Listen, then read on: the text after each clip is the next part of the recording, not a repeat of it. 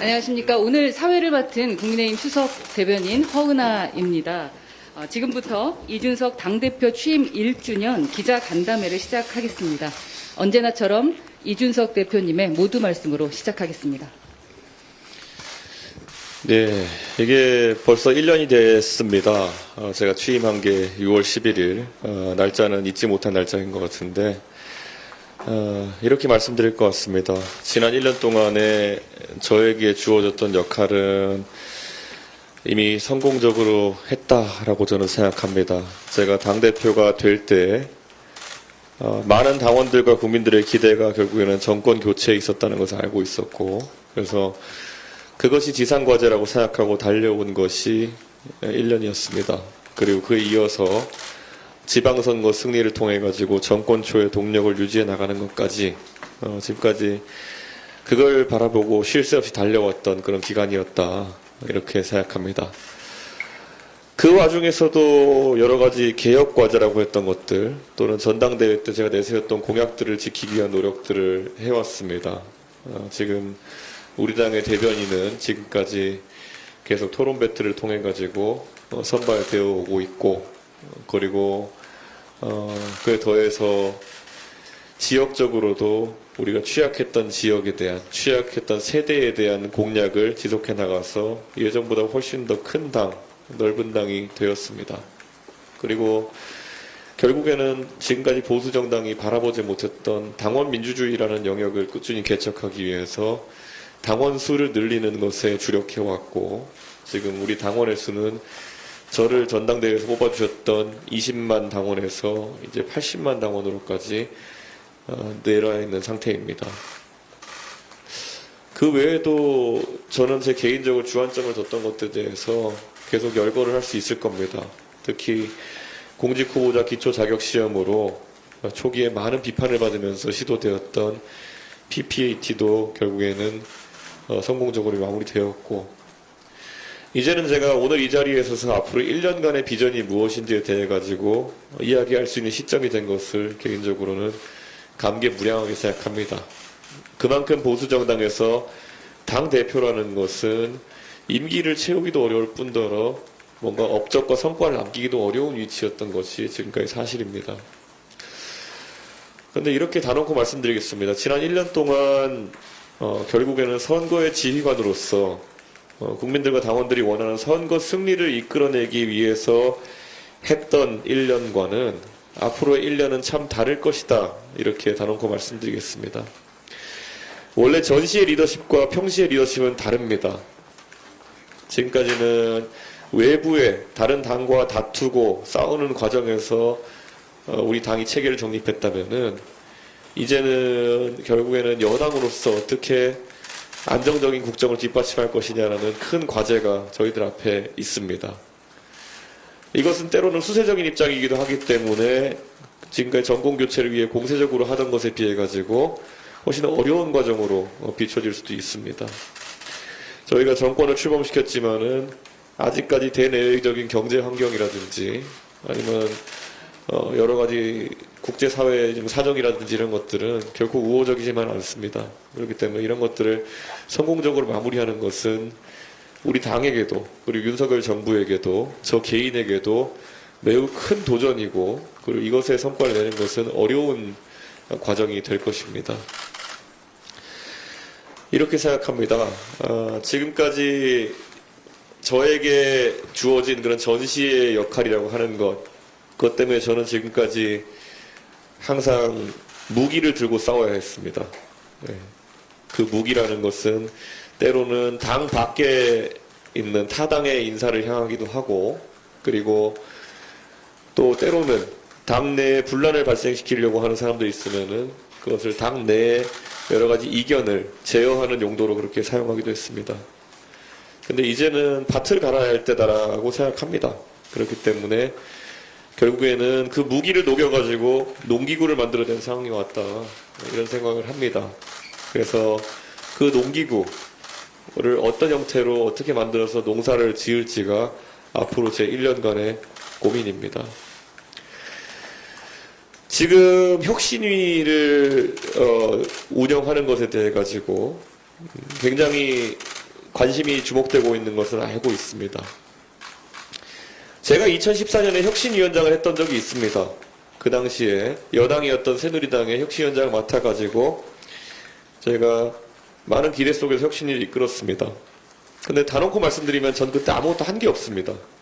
그 혁신위에 성과로 남은 것이 없을 뿐더러 저 개인에게는 그냥 하나의 영광이었을 뿐 어떤 업적이라고 할 만한 것을 남기지 못했던 그런 기억이었습니다. 그 이유는 간단합니다.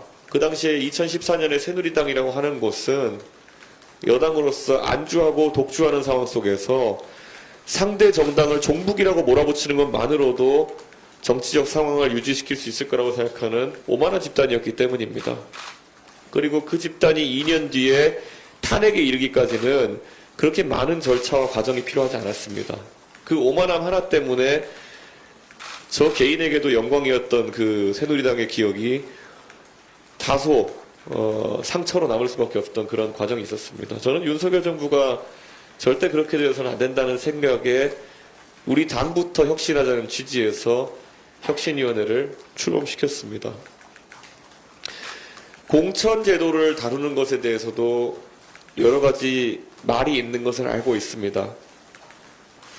그런데 지금까지 그러면은 아까 말했던 새누리당의 몰락의 과정 중에서 가장 큰 변곡점 중 하나는 2016년을 앞두고 펼쳐졌던 진박 논란, 그리고 누군가를 자르고 누군가를 넣고 하기 위한 공천 갈등 속에서 새누리당은 처참하게 무너졌습니다. 그래서 그 당시 야당이 민주당과 국민의 당으로 분할된 상황 속에서도 여당은 120석으로 내려앉고 말았고 국정 주도권을 잃어버린 뒤 탄핵에 이르는 상황까지 발생했습니다. 저는 결국 지금 총선 승리를 위해서 여러 가지 준비를 하는 것 굉장히 중요하다 생각하고 총선의 가장 중요한 여당의 지점은 공천이다. 그래서 그것을 시스템화하는 것에 상당한 정권의 성패가 달려있다라고 저는 확신합니다. 그래서 하지만 그 문제의식 정도만 공유하고 최재형 혁신위원장께는 어떤 방향이 제가 생각하는 방향이다, 옳은 방향이다라는 말씀을 하나도 드리지 않았습니다. 그것이야말로 우리 당 구성원이 모두 합의하고 총의를 모아서 정해야 되는 것이기 때문에 그렇게 했습니다. 시기에 맞게 필요한 것을 하지 않으면 결국엔 나중에는 그 피해를 결국 당이 뒤집어 쓰게 되는 것이고 그것에 따라서 정권을 잃을 수도 있습니다. 그래서 지금 시점에서는 필요하다고 생각하는 일을 하면서 앞으로 1년을 보낼 수 있도록 그렇게 하겠습니다. 당원이 80만 명으로 늘어났다는 것은 지금까지 보수정당이 경험해보지 못한 그런 영역입니다. 보수정당이 언제 당원 구조 속에서 의견을 취합하고 그걸 바탕으로 경선을 다수 실시하고 민주적인 당 운영을 해온 적이 있었겠습니까? 해보지 않았던 길이기 때문에 그것을 준비하는 과정은 굉장히 어렵고 많은 노력을 필요로 합니다. 구성원들 간의 합의도 필요하고요. 지금 80만으로 늘어난 당원들에 대해 가지고 그들이 당원이 된 보람을 느끼게 해주려면은 앞으로 2년간 당원들의 권리 중에 하나인 경선의 기회도 없습니다. 당원들이 당비를 내면서 당 의사결정 구조에 참여할 수 있는 길을 열어주지 않는다면은 우리가 어렵게 구축했던 당원 민주주의의 틀은 다시 무너질 것입니다. 그리고 결국에는 당 대표와 일부 당직자들이 모든 의사결정 구조를 독점하는 세상이 다시 올 겁니다. 제가 당대표로서 앞으로 후반 1년을 거치면서 구축하고 싶은 체계라고 하는 것은 결국에는 이 정당이 퇴행하지 않고 지금 구축한 민주적인 시스템을 유지해 나가는 것일 것입니다. 혹자는 어차피 공천은 나중에 다음 당대표가 할 텐데 왜 공천 룰을 정하려고 하느냐, 그런 말을 하는 사람들 자체가 굉장히 시대 정신에 역행하는 발상을 하고 있는 겁니다. 저는 제가 당대표로서 대선 경선도 주관하고 그리고 지방선거 공천도 사실상 제 관할 하에 있었지만은 저는 제가 그 권한을 적극적으로 행사할 수 있었음에도 불구하고 전혀 행사하지 않았습니다. 그것은 제 나름대로의 소신 때문에 그래왔던 것이고, 제 다음 당대표가 누가 된다 하더라도 그 원칙이 지켜진다고 한다면은, 민주적인 절차를 지키겠다는 의지가 확고하다고 하면은 저희는 앞으로 어떤 선거에서도 지지 않을 것이다라는 확신이 있습니다. 그런데 그것을 지금 들어서 혁신위의 행보에 반대되는 논리로, 나중에 어차피 대표가 다 해먹을 텐데 왜 지금 네가 신경 쓰느냐라고 하는 거는 그거야말로 부끄러운 줄 알아야 되는 얘기입니다. 우리가 탄핵의 아픔을 거치면서, 공천파동의 아픔을 거치면서 몇 년간 쌓아 올렸던, 그리고 어렵게 다시 5년 만에 구축했던 그런 새로운 기회를 무너뜨리려고 하는 것이 아니라면은, 그런 관성에 젖은, 타성에 젖은 이야기는 절대 하지 않았으면 좋겠습니다. 저는 앞으로도 우리 당이 많은 도전을 겪을 것이고, 저는 아주 오랜만에 온 기회들을 놓치지 않았으면 좋겠습니다. 제가 당대표로서 지난 1년 동안 했던 것들은 많은 익숙함에서의, 또는 많은 본능에서의, 또는 많은 자연스러움으로서의 탈피에서 지난 1년간 이어져 왔다고 저는 생각합니다. 보수당 당대표가 되면은 가장 빠지기 쉬운 유혹이 뭐냐면은, 정말 극단적인 생각을 하고 있고, 아니면 정말 강성 보수적인 관점에서 쌓여있는 분들과 비슷한 이야기를 하고, 비슷한 생각을 이야기하며 그 사람들 속에서 영웅이 되는 것을 바라는 그런 아주 자연스러우면서도 지금까지 어느 누구도 뿌리치기 어려웠던 유혹이 있었을 겁니다. 그런데 그것을 뿌리치지 못했기 때문에 우리가 지난 5년 동안에 어려운 길을 걸었던 것이고, 당세는 수축되었던 것이고, 의원 수는 선거 치를 때마다 줄어들었던 것입니다. 이번 지방선거에서도 유세를 하면서 많이 느꼈습니다. 우리가 최대한 많이 이기기 위해 가지고 해야 되는 행동과, 우리가 결국에는 우리를 지지하는 당원과 국민 속에서 보여주기 식으로 할 수 있는 것은 큰 차이가 있습니다. 어떤 분들이 저에게 선거 끝난 다음에 지적을 하더라고요. 네. 왜 이준석이가 간 곳들은, 유세를 간 곳들은 왜 결과가 다 이기는 결과가 나오지 않았느냐.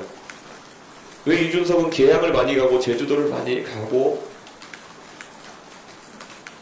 했는데 왜 거기서 성적이 나오지 않았느냐. 지고 있는 데니까 간 겁니다.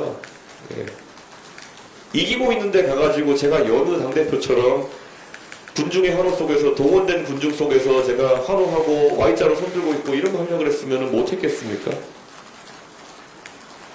그런데 그런 것들이 거꾸로 되돌아와가지고 이준석이가 유세를 갔더니만 결과가 좋지 않았다, 이렇게 해석하는 것은 제가 여기서 뭐 항변하고자 하는 것이 아니라 그게 지금까지 보수당의 현실이었습니다. 저희가 여당이 되었지만 앞으로 1년의 과정도 굉장히 적극적으로, 공세적으로 저희는 확장을 해나갈 것입니다. 저는 이 길이라고 하는 것은 예전보다 외롭진 않을 거라고 확신합니다. 왜냐하면 저는 누차 이것에 대해서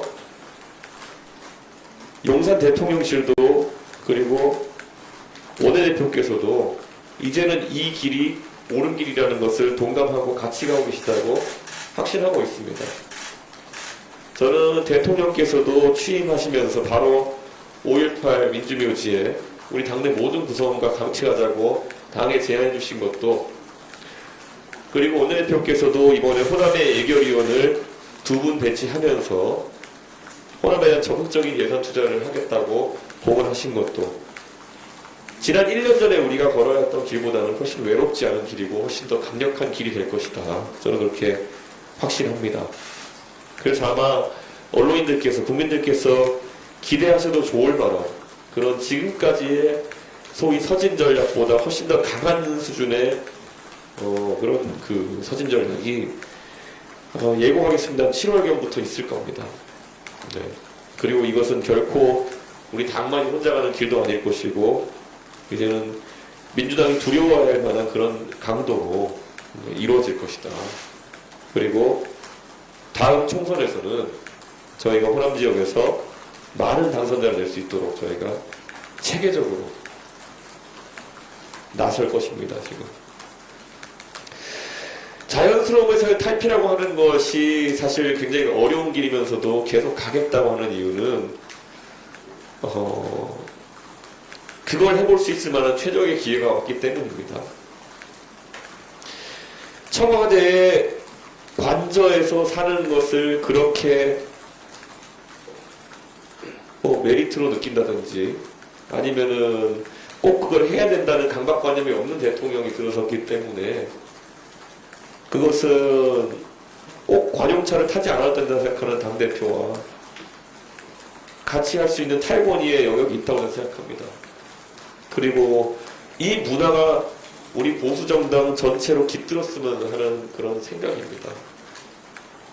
앞으로 탈권위는 보수의 아젠다가 될 것이고 그 탈권위를 해서 만들어진 공간 속에서는 많은 경쟁과 참여의 기회가 생길 것이다. 저는 이렇게 확신합니다. 그게 지금까지 우리가 지난 1년 동안 항상 상대 정당인 민주당보다 앞서 나갔던 지점이고 더 파격적인 지점이었다. 저는 그런 생각을 합니다. 그래서 이런 노력들 앞으로 더 기울일 수 있도록 그렇게 하겠습니다. 그리고 정책 면에서도 저희는 한결 진일보한 형태를 취할 것입니다. 저와 대통령께서 당선되기 전부터 논의했던 우리가 당선되면은 꼭 하고 싶었던 많은 것들 이제는 저희가 체계적으로 해나가겠습니다. 지금까지 보수정당이라고 하면은 자유와 법치주의 같은 아주 무겁고도 중요한 단어들을 선거용으로 써왔거나 아니면은 그 본질에 맞지 않게 써왔습니다. 자유라고 하는 것에 있어가지고는 우리 대통령께서 취임사에서 몇 번이나 강조하셨던 것처럼 그 확대된 자유에는 확대된 그리고 더 엄중한 책임이 따르는 것이고 그 자유와 책임이 병행되었을 때 우리의 위상은 같이 높아지는 것입니다. 그렇기 때문에 국제적으로도 저희는 강한 자유를 위한 행보를 할 것이고 더 큰 책임을 질 것이고 그에 따라서 저희가 더 큰 위상을 갖게 되기를 기대하고 있고 이것은 정당 외교로부터 시작되어 지금까지 우리가 참여하지 않았던 영역의 외교까지 확대될 것입니다. 정당 대표가 우크라이나에 가는 것이 던지는 의미가 있다면은 그에 맞춰서 대통령께서 누구 표현대로만 우리랑 2억 마일에 떨어진 곳에 있는 문제까지 관심을 가지면서 자유의 동지들을 찾아가는 것 그리고 그 과정 속에서 나토 회의에 참석하는 것 이런 확대된 역할을 하는 것은 대한민국에 있어서 큰 전환점이 될 것이다. 저는 그런 생각을 하고 있습니다. 그와 마찬가지로 북한과의 관계에 있어도 지금까지 보수 정권이 담대하게 패기 있게 하지 못했던 새로운 시도들을 많이 할 것이다. 저는 이렇게 생각합니다. 저는 우리 보수 정당이 또는 보수 세력이 5년간의 아픔을 딛고 처절한 반성과 변화 속에서 만들어낸 이 기회를 성공시키는 것이 무엇보다 중요하다고 생각하기 때문에 앞으로 1년 더 열심히 뛸 것이고 지금까지 무기를 쥐고 뛰었던 것과는 다르게 이제는 그것을 녹여서 만든 농기구를 갖고 우리가 뛰게 될 것이다. 이렇게 말씀드리겠습니다. 80만에 도달한 당원은 이것이 끝일 수가 없습니다. 당원은 100만, 200만을 넘어서까지 확대되어야 되는 것이고 그 당원들에 대한 교육은 더 강화되어야 되는 것이고 지금까지 우리가 당에서 만들어내지 못했던 담론들을 유튜버들이나 이런 사람들이 만들어내면서 보수 세력의 담론이 저열해졌던 것들을 다시 되돌릴 필요도 있습니다. 당은 항상 많은 정보를 가지고 그리고 올곧은 마음을 가지고 국민을 위해 봉사하겠다는 생각으로 담론을 만들어내야 되는 것이고, 그것은 지금까지 보수 진영 내에서 슈퍼챗을 벌겠다고 유튜버들이 만들어냈던 담론 따위보다는 훨씬 더 고품질의 담론들이어야 될 것입니다. 지금까지 민주당과 맞선다는 이유로 괴물이 되어버린 그들이 이제 여당이 되고 나서 또 누군가를 적대시해가지고 슈퍼챗을 받아내기 위해서 만들어낸 이런 담론들, 이런 것을 쫓아가가지고 저희가 망할 수는 없습니다. 저희는 박근혜 정부 시절에 결국에는 그 적을 무한히 만들어내다가 실패했습니다. 종북이란 단어의 가치를 땅바닥에 떨어뜨리고 아무에게나 종북이라 하고 우리는 그 초기에 개혁을 할 수 있는 시기를 날렸습니다. 문재인 정부가 세상의 절반을 적폐로 몰고 그리고 토착외구로 몰면서 시간을 허비하고 나서 재집권에 민주당이 실패한 것을 반면교사로 삼아야 됩니다. 이제는 우리는 정말 민생에 맞는 새로운 담론을 만들어내는 것이고, 문재인 정부 5년간 하나도 만들어내지 못했던 신수종 사업, 미래 먹거리를 저희가 만들어내야 되는 큰 과제 앞에 서 있습니다. 저는 이런 것들 당 차원에서 앞으로 꾸준히 발굴해내도록 하는데 우리의 역할이 있다, 이렇게 생각합니다. 개인적으로는 최근의 정치적 상황에 대해 가지고 이렇게 평가합니다. 당대표가 된 뒤로 무수히 저는 지적을 받으면서 여기까지 왔습니다. 때로는 그 지적대로 한번 살아볼까라는 생각도 많이 했습니다. 그 지적이라고 하는 것은 보통 태도와 싸가지론에 관한 것들이 굉장히 많습니다. 그건 제가 보통 이렇게 말합니다. 많은 사람들이 선의로 조언을 했는지 악의로 조언을 했는지 모르겠지만은 그 조언을 다 받아들이면은 저는 프랑켄슈타인이 됩니다. 때로는 따뜻한 아이스 아메리카노를 한 잔 달라는 취지의 주장도 많이 듣습니다. 메시지전을 강하게 하라는 주문과 동시에 어느 누구도 화나게 하지 말라는 주문도 동시에 받기도 합니다. 불가능에 도전하라는 얘기를 많이 듣는 겁니다. 그런데 이렇게 생각합니다. 지난 1년간은 어떻게든 선거를 이겨야 되는 상황이었고 그 안에 자기 정치는 설 수가 없습니다. 당장 이겨야 될 대선이 있고 지방선거가 있는 상황 속에서는 제 스스로를 살릴 수가 없는 상황인 것입니다. 반문하자면은 누가 지역을 돌면서 목이 쉬어가면서 선거운동을 할 것이냐, 그러면서 내 몸을 축내가면서 할 것이냐, 거기 대체제가 없으면 제가 뛰어야 되는 것이었고, 누가 상대 대선 후보급인 이재명 후보를 들이받아가지고 여론전 할 것이냐에 있어서 대체제가 없으면 제가 해야 되는 것이었고, 누가 날카롭게 상대의 기분을 나쁘게 하면서까지 우리 정론을 펼쳐야 되는 것이냐면은 그 대체제가 없는 것이었고, 그랬기 때문에 저 스스로는 하고 싶지 않은 역할을 많이 했습니다. 그런데 이렇게 말씀드릴 수 있을 것 같습니다. 저한테 자기 정치한다고 그렇게 막 얘기하시는 분들이 있는데요. 이제 제대로 자기 정치 한번 해보겠습니다. 네. 제대로 자기 정치 하겠습니다. 지금까지는 저는 선거에서 승리하기 위한 정치를 했습니다. 그리고 제 선거 아니었습니다. 우리 세력의 대통령 후보를 당선시키기 위한 선거를 했고요. 우리 지방선거의 후보들, 정말 지난 5년 동안 탄핵 이후에 절치부심하면서 너무나도 어려웠던 그 사람들을 알기 때문에 정말 제 선거 아니거든요. 제가 책임이 있는 선거지 제 선거 아니지만은 목숨 걸고 뛰었습니다.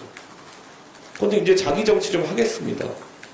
제가 이루고 싶은 세상, 제가 옳다고 생각했던 세상, 제가 옳다고 생각하는 정책들, 그리고 제가 옳다고 생각하는 당을 만들기 위해 가지고 제 의견을 더 많이 투영시키겠습니다.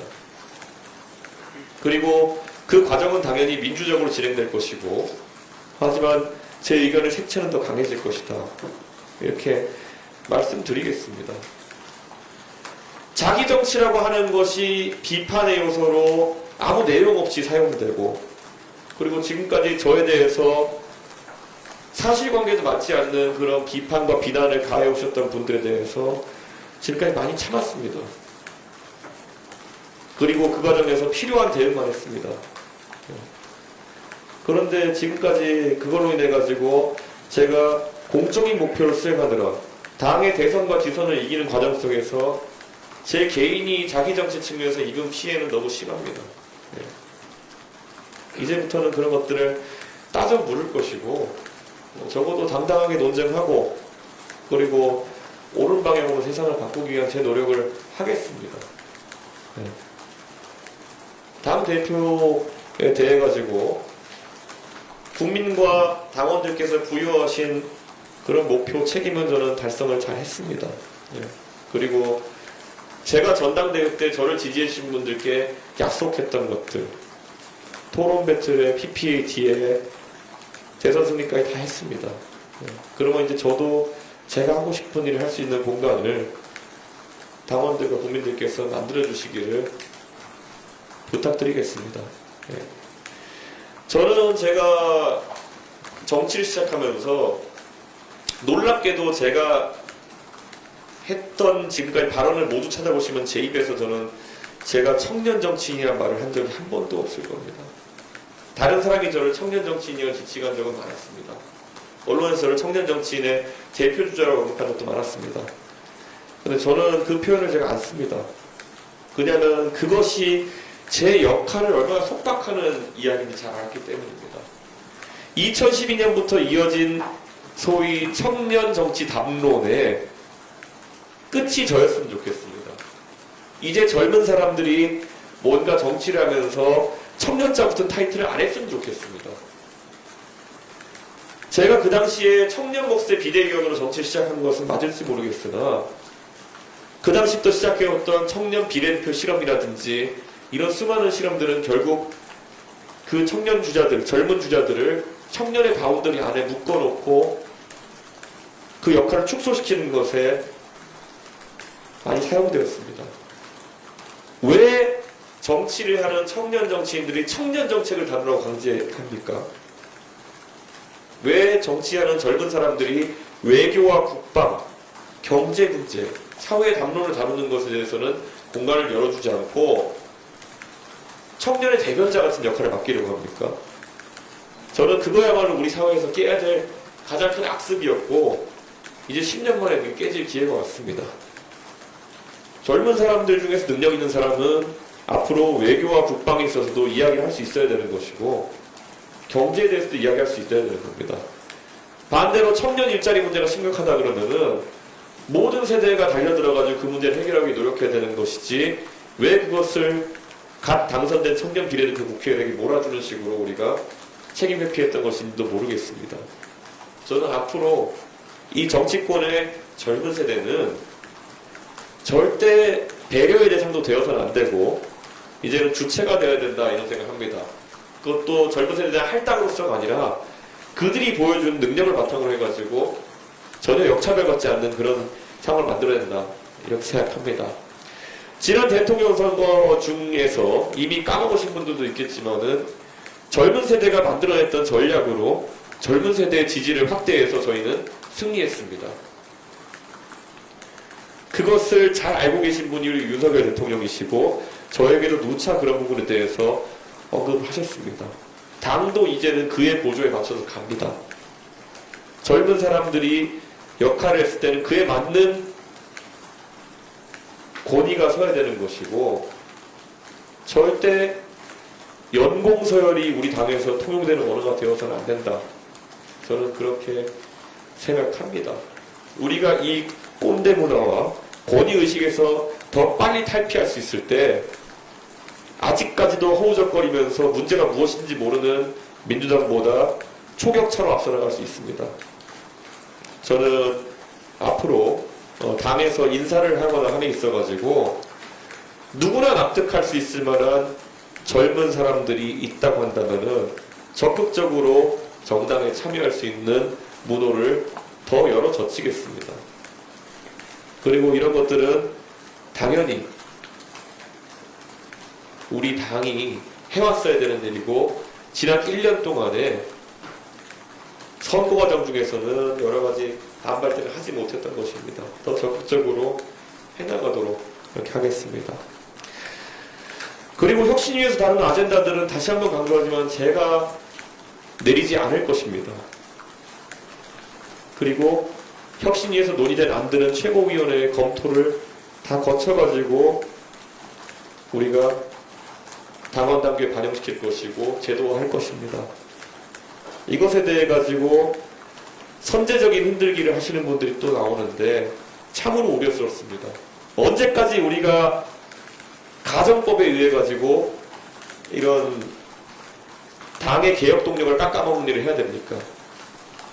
1년 전으로 시계를 돌려보시면은 이준석이 유승민계이기 때문에 유승민을 대통령 만들 것이다라는 그런 모욕적이면서도 두서없는 그런 일부 인사들의 언행 때문에 당이 경선 초기에 얼마나 많은 혼란을 겪었습니까? 저는 어제 유승민 의원의 출판 기념회에 가서 당당하게 이야기하고 왔습니다. 지난 1년 동안에 거꾸로 오히려 그런 어떤 당내의 지적 때문에 역차별에 가까운 움직임을 제가 할 수 없었던 것에 대해 가지고 시원하게 어제 가서 이야기하고 왔습니다. 지금도 그러면은 제 행동, 제 범위를 제약하기 위해 가지고 여러 가지 사전적인 이야기를 사람들이 하고 있습니다. 이제는 이런 공작들 좀 중단해야 되지 않겠습니까? 예. 지난 1년 동안 그렇게 사람의 행동 범위를 제약하고 그렇게 괴롭혔으면 이제는 그만해야 되는 거 아니겠습니까? 저는 앞으로 남은 1년 우리 당에 굉장히 중요하고 정치를 크게 바꿀 수도 있고 아니면 또다시 누군가의 공천권 야욕이라든지 아니면 누군가의 당권 싸움 야욕에 허비할 수도 있는 1년이다 저는 이렇게 생각합니다. 저는 그래서 앞으로 누구보다도 적극적으로 흔들림 없이 당 개혁을 추진해 나갈 수 있도록 그렇게 하겠습니다. 지금 이제 당에서 아직까지 우리가 지난 5년 동안 어떤 어려운 과정을 겪었는지 그리고 지난 2년 동안 얼마나 변화의 그런 어떤 틀 속에서 어려운 대선 승리와 지선 승리를 이끌었는지 아직까지 와닿지 않는 분이 있다고 한다면은 좀 생각을 바꿔주십시오 이제는. 예. 저는 이렇게 간곡하게 호소하는 이유가 뭐냐면은 절대 되돌아가지 않습니다. 이제 역사는 되돌아가지 않습니다. 우리 당은 이제 충분히 민주적인 당 체계를 구축했고 예전과 같이 조직선거 이런 게 통하지 않는 당이 됐습니다. 그렇다면은 받아들이시고 이제 개혁의 길에 전부 다 동참해 주셨으면 하는 생각입니다. 제가 오늘 이렇게 나름 1주년 되어가지고 중요한 이런 기자회견에도 불구하고 대본 하나 안 쓰고 종이 한 장 안 들고 이렇게 와서 정말 제 마음에 있는 마음의 소리를 하고자 이렇게 말씀드린 이유는 지난 1년 동안 화나는 일도 많았고요. 예. 지난 1년 동안 정말 절치부심한 일도 많았고요. 그래서 그 기간 동안에 앞으로 1년 동안 하고 싶은 것들도 많이 축적했기 때문에 그게 북받쳐서 그렇습니다. 사실 뭐 제가 업적 강조하는 기자회견 이런 거 할 성격은 아닌 건 이제 언론인들 아시지 않습니까? 저는 공을 저쪽으로 날리겠다고 예고하고 날리는 사람입니다. 앞으로 당의 개혁 방향이 어딘지를 정확히 말씀드리고 싶었고 또 그리고 국민들께 설명드리고 싶었습니다. 앞으로 1년 동안 열심히 해가지고 국민들과 그리고 당원들의 지지와 성원에 보답하도록 하겠습니다. 감사합니다. 네, 대표님의 진정성 있는 마음의 소리 잘 들었습니다. 앞으로 달라질 국민의힘과 이준석 대표가 궁금하실 텐데요. 국민을 대신해서 자유롭게 기자 여러분께서 질문해 주시면 되겠습니다. 1주년인 만큼 원하시는 만큼의 질문을 다 받도록 하겠습니다. 네. 세계일보 김주영입니다. 그 전당대회 때 이제 대표님 취임하실 때 20만 당원이 이제 80만 당원까지 늘었다고 여러 차례 강조를 하셨는데요. 이 당원 수는 늘었는데 대선 경선 때나 아니면 이번 지방선거 보면은 경기도지사 경선 때 그 당심하고 민심이 괴리되는 사례들이 계속 잇따랐어요. 이게 왜 그랬다고 보시는지, 이게 사실 대표님이 강조를 한 그런 뭐 당원이 늘어서 이제 당의 민주주의가 좀 더 한층 올라가는 이런 거하고는 좀 괴리가 있는 건 아닌지 이해되는 입장 부탁드립니다. 그것에 대해서는 결국엔 당원들이 참여했을 때 아까 말했던 것처럼 당원에 대한 교육이라든지 이런 어떤 과정이 추가로 부여돼야 된다고 생각하는 이유가 그 이유 때문입니다. 지금은 우리 당원들이라고 한다면 정치 보관연층 중에서 실제로 당비를 내고 가입할 수 있는 당원들 정도의 2등급 체계로 되어 있는 게 사실입니다.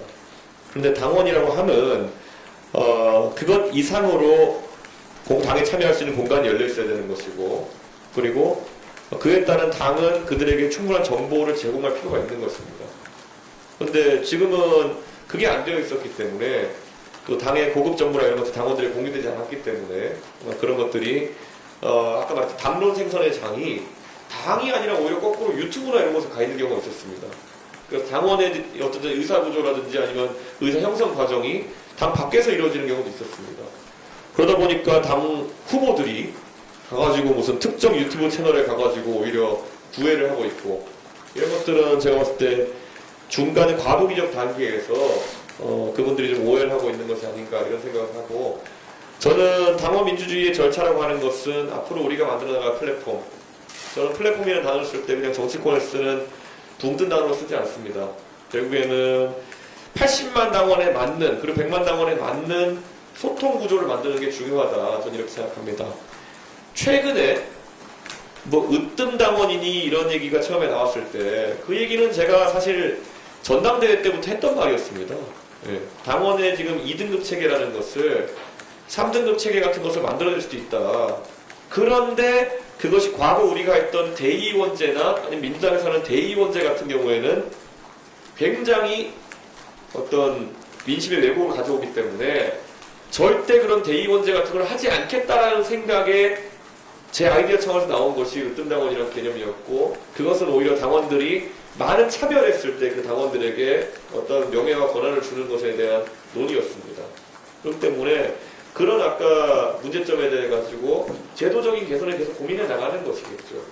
예를 들어서 지금 우리 당원의 책임당원의 당비라고 하는 것은 월 1,000원일 것인데, 이것은 우리가 당원 수를 늘리기 위해서 정하는 당비입니다.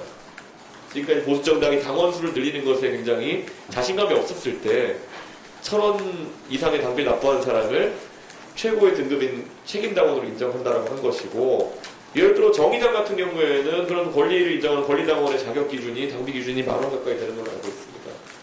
그리고 저는 뭐 우리는 그런데 그런 당비로 사람을 구분하는 것이 아니라 오히려 당원들 중에 적극적인 참여를 하는 사람, 예를 들어 당이 주최하는 행사에 적극 참여하는 사람, 아니면은 당이 정한 소통 구조에서 예를 들어 온라인 소통 공간을 만들면은 그 안에서 정책 제안이라든지 당에 대한 의사표시라든지 이런 것을 많이 하는 사람들, 아니면 뭐 적극적으로 당에서 준비하는 당원 대상 설문조사에서 자기 의사를 밝히는 사람, 이런 사람에 대해서 그것을 다 집계해서 정량화해가지고 당원을 우대하겠다고 하는 생각, 이거야말로 전 세계적으로 시도한 적이 없는 것으로 저는 알고 있습니다. 하지만 어쩌면은 아까 말했던 당원 구조상의 문제점을 잘 체크할 수도 있는 그런 상황입니다. 이런 지적도 가능합니다. 지금 정당법 체계화에서는 우리가 당원 경선을 어떤 지역 단위의 선거에 많이 사용하고 있지만은 지금은 본인이 주소를 써낸다고 해서 그 주소가 검증되는 것도 아닙니다. 예를 들어 내가 노원구 상계동 살고 있다고 해서 당원 가입했지만 어느 누구도 검증할 방법이 없습니다. 저희가 개인정보를 조회할 수 있는 권한이 없기 때문에.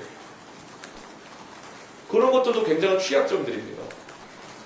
그게 뭐 광역자치단체장 이런 경선에서는 큰 영향 안 미치겠지만은 예를 들어 시의원 경선 이런 것들이 있어가지고는 50명 정도만 주소지가 잘못되어 있어도 결과를 바꿀 수 있습니다.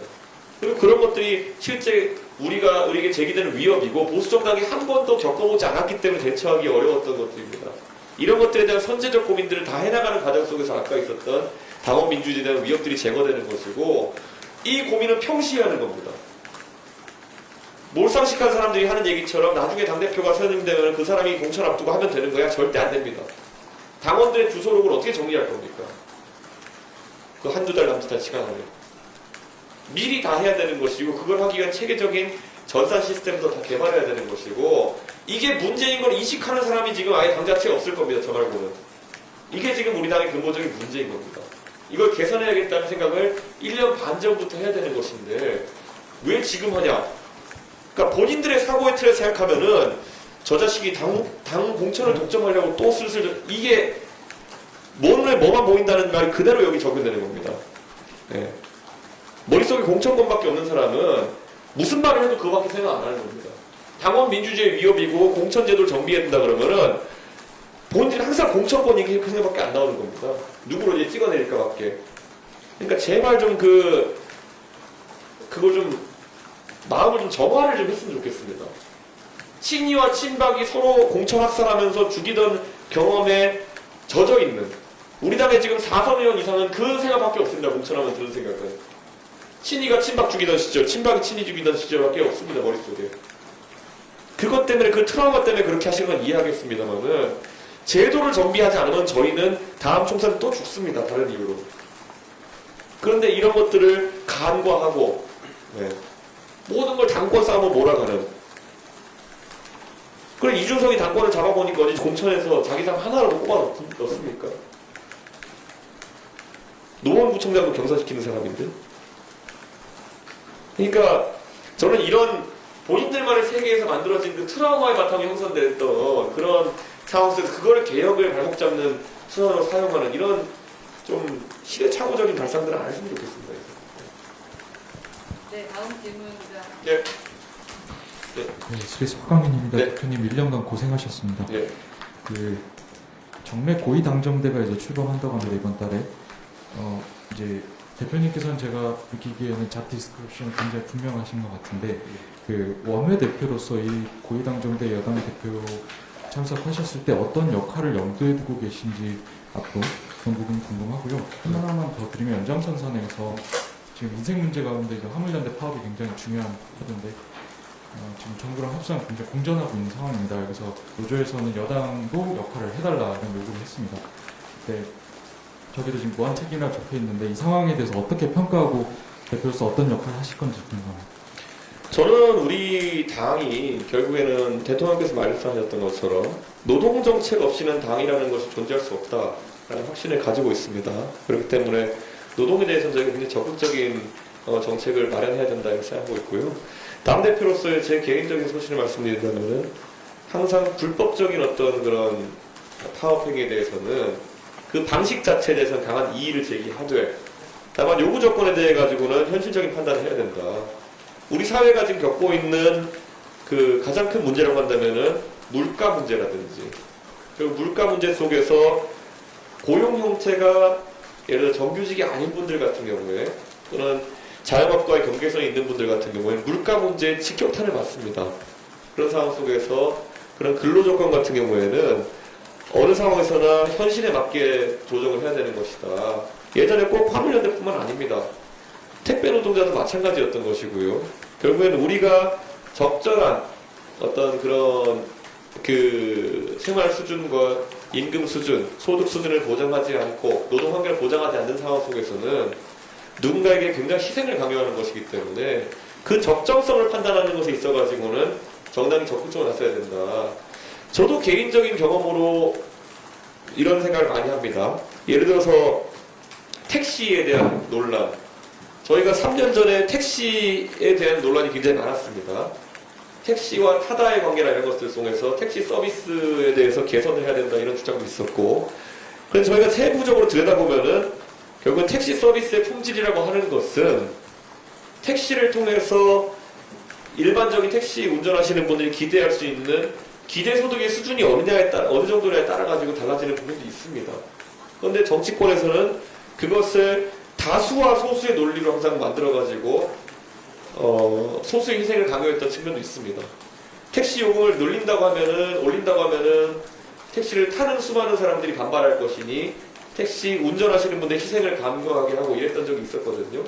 저는 이 사회적 합의를 끌어내는 것이 중요하다 저는 이렇게 보고 저한테 만약에 그런 어떤 특수 형태로 일하시는 특수 형태로 고용되신 분들 특수 형태로 일하시는 분들의 근무 처우에 대해 가지고 개선이 되어야 되냐고 생각하신다면 저는 화물이든 택배든 택시든 가리지 않고 저희가 적극적으로 개선해야 된다 이런 생각을 하고 있습니다. 그리고 그 안에서 우리가 그걸 해결하는 방식은 철학을 가지고 해결해야 되는 것이고 그 키워드는 자유다 저는 이렇게 생각을 하고 있습니다. 그래서 예를 들어 택시 요금 같은 경우에도 저는 굉장히 합리적으로 조정이 돼야 된다 그런 생각을 하고 있고 택배 요금 같은 경우에도 저는 한번 대중적으로 저희가 물어봐야 될 지점이 있다고 생각합니다. 우리가 과연 그러면은 어떤 쇼핑몰에서 어떤 물건을 구매했을 때 그 택배 요금이 2,500원 하는 것이 과연 우리가 봤을 때 충분히 그 서비스에 대한 대가를 지불하고 있는 것인가 라고 한번 반문해 볼 필요가 있는 것이고 저는 그것이 화물연대나 아니면 다른 특수고용 형태에 있어서도 비슷하게 적용돼야 된다 이렇게 생각합니다. 제가 그래서 이제 이렇게 되면 또 저한테 떠오르는 것은 결국 전장현 관련된 사안일 텐데 저는 지금도 전장현이 했던 어떤 그런 시위 행태라고 하는 것은 굉장히 잘못되었다고 생각하고 지금도 그것은 당장 중단되어야 된다고 생각합니다.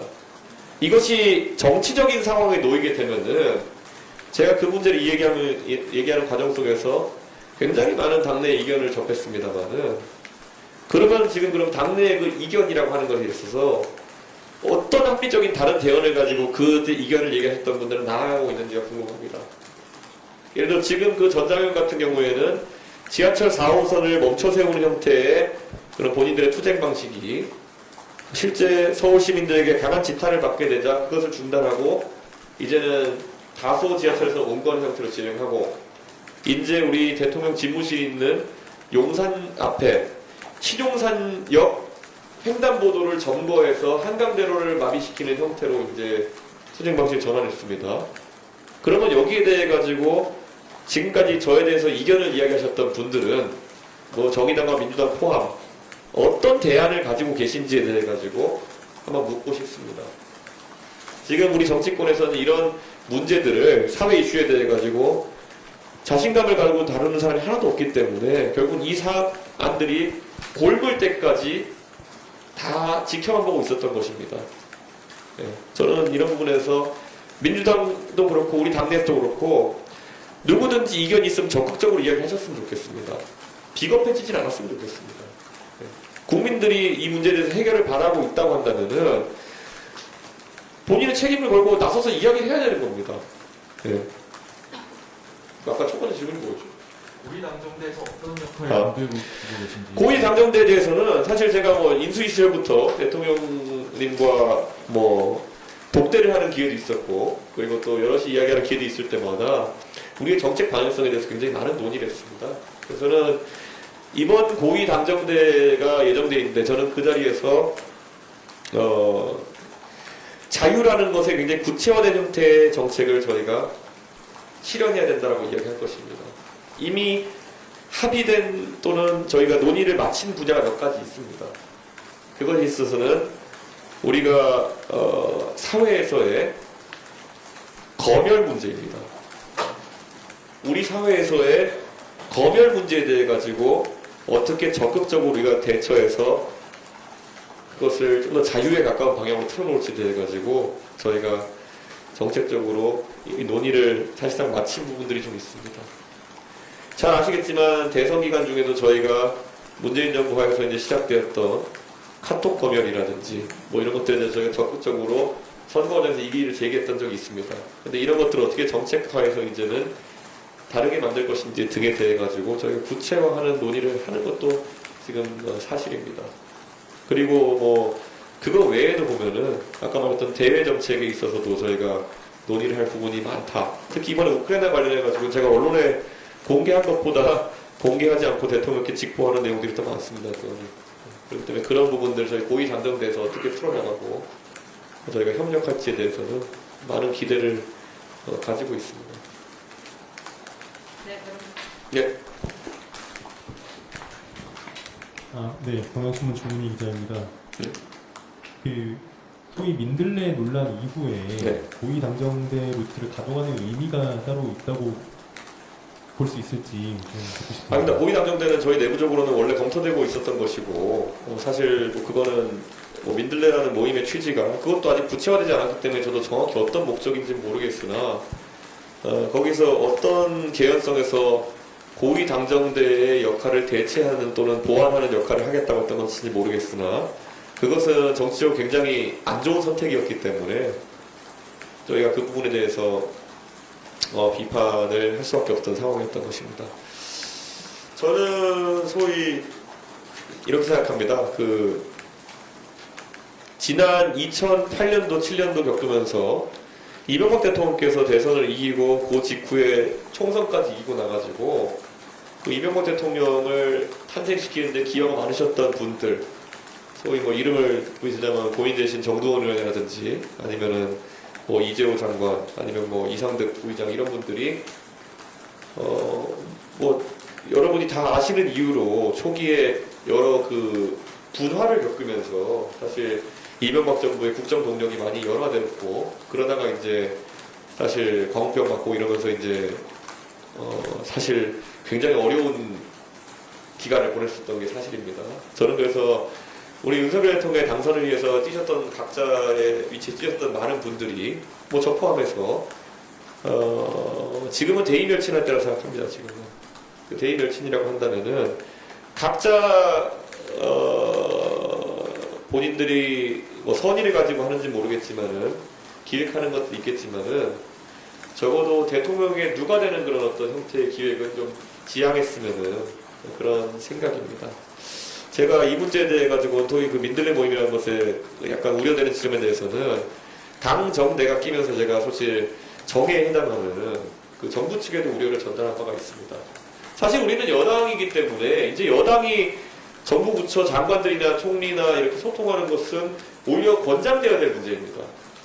개인적으로는 다들 소통해야 되는 것이고 어떤 간단한 내용을 발화할 때도 정부 측과 입장 조율을 해야 되는 것이고 저도 그렇게 하고 있습니다. 적극적으로 뭐 총리님과도 소통하기도 하고 장관들과도 소통하기도 하고 하면서 문제를 풀어나가는데 그것이 애초에 무슨 당이 주도하는 모임에 총리 장관을 불러들여서 무슨 뭐 강연을 하게 하고 무슨 뭐 이렇게 한다 이런 거는 보기에 따라서는 굉장히 또 상하관계를 설정하는 것처럼 비춰질 수도 있는 것이고 또 때로는 불화를 양산할 수도 있는 것이거든요. 그렇기 때문에 저는 오해를 살 수 있는 점, 저는 그런 악의가 있었다고까지는 판단하지 않습니다만 오해를 살 수 있는 대통령께 누를 끼칠 수 있는 행동 같은 경우에 좀 더 조심스럽게 기획했으면 좋겠다. 우리가 소위 말하는 공부 모임이라고 하는 것은 뭐 누가 하든 뭐라고 안 합니다. 공부 모임이라고 하는 것은 굉장히 좋은 의도로 그리고 또 사실 그런 과정에 친목도 도모하고 당대 구성원들 간의 친목이 서로 도모되고 서로 신뢰가 쌓이는 것에 대해서 반대할 사람 누가 있겠습니까?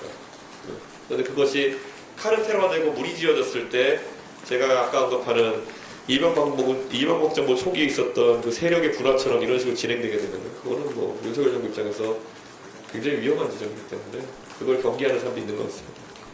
또 혹시 질문 있어요? 네.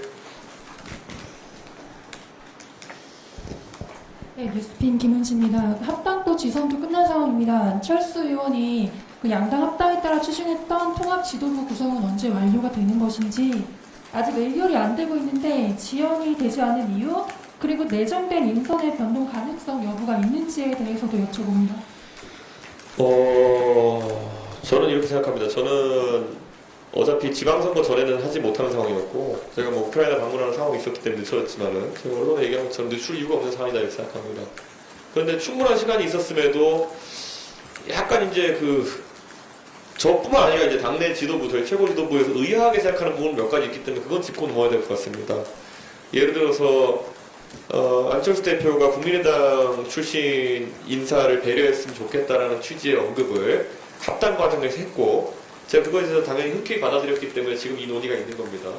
그럼 우리가 봤을 때는 국민의당 출신 인사들에 대한 배려를 부탁한 걸로 보이는데 지금 국민의당에서 온 명단을 보면은 이게 국민의당 출신 인사들과 안철수 대표에게 도움이 되는 명단인가라는 약간 우려를 하게 하는 그런 상황입니다. 예를 들어서 뭐 제가 이름을 언급하지 않겠습니다만은 최고위원 명단을 이제 저희가 2명을 받은 것에는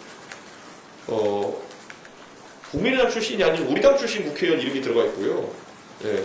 그리고 국민의당 측의 뭐 고위 당직자였던 건 다 알겠으나 과거에 우리 당에 대해 가지고 굉장히 부적절하면서도 이상한 언사를 했던 분이 지금 추천 명단에 올라와 있거든요.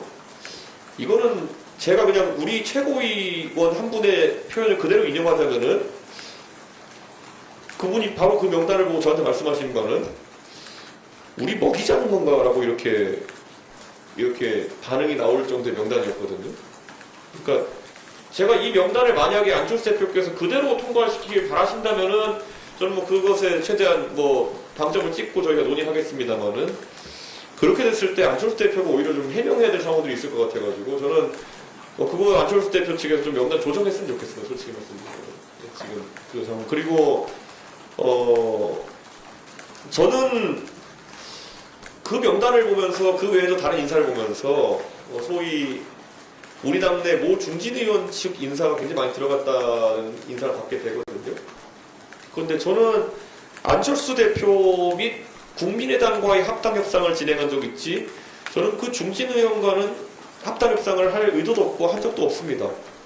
그런데 왜 그분의 의사가 많이 투영된 인사들이 여기에 있는 것인지에 대해 가지고는 합당 정신과는 약간 다른 것 같아서 의아하고 저는 그래서 뭐 그래도 뭐 좋습니다. 저는 뭐 그게 안철수 대표의 의중이라고 한다면은 제가 그것은 최대한 반영할 수 있도록 그렇게 하겠습니다. 지금 뭐 아까 지연 얘기는 당연히 우크라이나 갔다 오고 이러면 늦춰진 거고 절차적으로는 전국위를 열어가지고 당원 당규를 개정하는 사안이 있습니다. 왜냐하면 지금 최고위원 정수를 2명 늘려달라고 요구하기 때문에 저희가 지금 8명인데 10명으로 늘리는 것은 당원 당규 부칙을 넣어야 되는 사안이기 때문에 그걸 소집하는 시간이 걸리는 것뿐 다른 의미는 아무것도 없습니다. 그런데 다시 한번 설명, 최고위원들 중에서 일부는 명단의 굉장히 강하게 반발하고 있다는 것. 왜냐면 특히 최고위원 명단에 온 두 분이 좀 상식적인 선에서는 이해가 안 되는 명단이라서 저희가 좀 주저하고 있는 것도 있긴 합니다.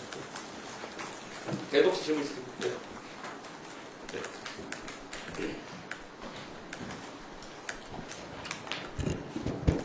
예, 저 뉴시스 김승민입니다. 그 혁신위에서 추진하는 개혁이 이제 중요한 게 대표님 임기가 끝나도 다른 지도부가 서도 이제 똑같이 되는 부분이고 내용적으로는 이제 전략 공천보다 시스템 공천으로 간다라는 부분인데 그렇게 되면 이제까지 통념적으로 당권이 가지는 가장 큰 힘이 이제 공천이었는데 중앙당 대표의 권한이 이제 약해지는 방향이잖아요. 그러면 이제까지 보수 정치권에서 그 대표의 권한이 너무 강해서 문제였다. 이걸 고쳐야 된다라고 생각하시는 건지 좀 여쭤봅니다. 당대표에게 공천권이 있다는 걸 저한테는 얘기 안 해주던데. 저한테 당대표한테 그런 무지막지한 공천권이 있다는 거를 누가 인정해주거나 뭐 말해줬으면 제가 써볼 생각이었을 텐데 그거는 당대표가 하기 나름입니다. 누가 나중에 된다 하더라도 본인이 시스템 공천이나 이런 걸 하지 않고도 총선 승리하는 걸 이끌 수 있는 자신감이 있고 그 잡음을 다 견뎌낼 자신이 있는 분이라면은 그렇게 해도 좋습니다. 그거는 결과에 책임지는 거니까요. 김종인 위원장 서울시장, 부산시장 보궐선거 이기기 전날까지 욕먹었습니다. 이기면은 평가를 받는 겁니다. 근데 저는 이렇게 말씀드립니다. 시스템 공천의 판을 만드는 건 오래 걸리고요. 누군가가 그걸 갈아엎는 건 하루면 됩니다.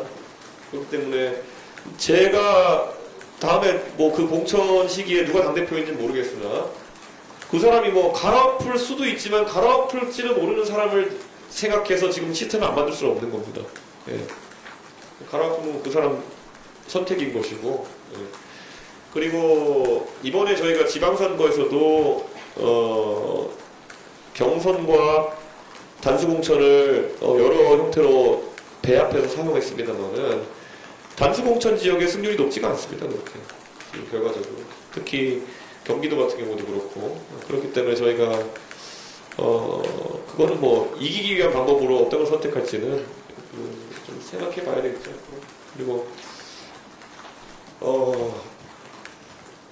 저는 제가 당원 당규도 안 바꿨고요. 정강정책도 안 바꿨습니다. 그리고도 지금 저 대선 지선 이겼거든요. 저라고 뭐 당원 당규나 정강정책에 불만 있는 거 그렇게 없겠습니까? 근데 결국에 운영의 묘라고 생각합니다. 그래서 그 다음 당대표가 누군지 모르지만 그 사람도 결국에는 운영의 묘를 살려서 이겨야 되는 겁니다. 그거는. 혹시 네, 안녕하세요. TV조선 황선영입니다. 우선 취임 1주년 너무 축하드립니다. 네, 저 두 가지 질문인데요. 첫 번째는 어쨌든 대표님께서 그동안 뭐 당 관련해서 혁신도 많이 하시고 방향성도 지금 잘 설정을 하고 계시는데 어쨌든 뭐 당원이나 뭐 사람들, 뭐 당내 구성원들의 마음을 얻고 좀 마음을 좀 움직이는 역할도 좀 중요하시잖아요. 근데 그런 부분에 있어서 좀 포용하는 리더십은 좀 부족하지 않나 이런 지적도 있는데 이런 부분에 대해서 어떻게 생각하시는지 하나랑요. 또 하나는 아까 오늘 발언 중에서도 살짝 정진석 의원을 향한 발언들이 조금 있었는데 아직 좀 앙금이 남아 계시는 건지 여쭙습니다. 이렇게 생각하면 될 것 같습니다. 제가 하나씩 다 읊어드릴 수 있어요. 자, 지금 와서 생각해보면은, 자, 제가 당대표 취임하고 한 달 정도 지나니까, 첫 번째, 재난지원금 관련해가지고 왜 큰 합의를 했냐고 이제 공격이 들어왔죠. 지금 와서 우리 정부가 지급하는 재난지원금이 그보다 많습니다. 네, 그렇기 때문에 지금은, 그런 지적이 안 들어오죠. 그리고, 그 다음에 또 보면 아까 말했던 것처럼, 경선하는데, 대통령 경선하는데, 제가 그때 다른 사람들 입당시켜야 된다고 해가지고, 8월 버스 출발론 이렇게, 7월 버스 출발론 얘기했던 거 다 기억하실 겁니다.